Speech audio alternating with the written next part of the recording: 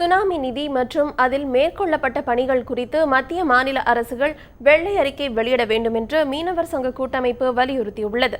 சுனாமியில் உயிரிழந்தவர்களுக்கு அஞ்சலி செலுத்தும் வகையில் மீனவர் சங்க கூட்டமைப்பு சார்பில் சென்னை காசிமேடு பகுதியில் மெழுகுவர்த்தி ஊர்வலம் நடைபெற்றது. மீனவர் சங்க கூட்டமைப்பைச் சேர்ந்த ஏராளமானவர்கள் இதில் கலந்து கொண்டு மறைந்தவர்களுக்கு அஞ்சலி செலுத்தினார்கள். இந்த ஊர்வலத்தில் கலந்து கொண்ட மீனவர் சங்க கூட்டமைப்பின் தலைவர் கோசு மணி பின்னர் அங்கு செய்தியாளர்களிடம் பேசினார்.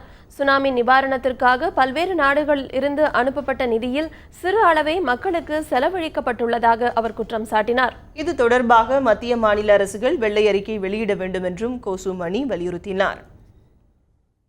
தொண்டு நிறுவனங்கள் மூலமாக சென்னையை தவிர்த்து ஒரு சில மாவட்டங்களில் வீடுகள் கட்டி கொடுக்கப்பட்டிருக்கு. ஆனால் தொண்டு நிறுவனங்களுக்கு வந்த பணம் என்பது பார்த்தீங்கன்னா மிகப்பெரிய அளவில் வந்த பணம். அந்த தொண்டு நிறுவனங்கள் அடித்த கொள்ளையையும் இன்றைக்கு வரையிலும் கண்டுபிடிக்கப்பட முடியல. இப்படி மாநில அரசு, மத்திய அரசு, தொண்டு நிறுவனம் எல்லாருமே சுனாமியினுடைய பெயரை வைத்து அவர்கள் வளமாக மாறியிருக்காங்க. மீனவ மக்களுடைய வாழ்க்கை பார்த்தீங்கன்னா கேள்விக்குறியாகவே இருக்குது. இந்த 10 ஆண்டுகளில் எங்களுடைய முக்கியமான கோரிக்கை, வந்த பணம் என்னாச்சு, அந்த பணத்துக்கான முறையான கணக்கு வழக்குகளை ஒரு வெள்ளை அறிக்கையாக சமர்ப்பிக்க வேணும் அப்படிங்கிறது தான் எங்களுடைய முக்கியமான கோரிக்கை. சுனாமி தாக்கி 10 ஆண்டுகள் நிறைவடைந்துள்ள போதிலும் இன்னமும் தாங்கள் அந்த பாதிப்பிலிருந்து மீளவில்லை என்று மீனவர்கள் தெரிவித்துள்ளனர். மத்திய மாநில அரசுகள் தங்களுக்கு எந்த உதவியும் செய்யவில்லை என்று அவர்கள் குறை கூறியுள்ளனர்.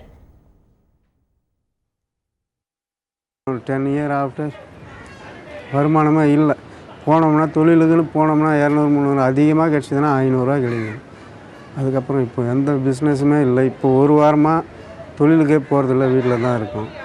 எந்த வருமானமும் இல்லை, எந்த இதுவுமே கவர்மெண்ட் ஹெல்ப் பண்ணுறது கிடையாது. இந்த புயல் இதுவில் வருஷத்துக்கு 4000 ரூபா கொடுக்காங்க.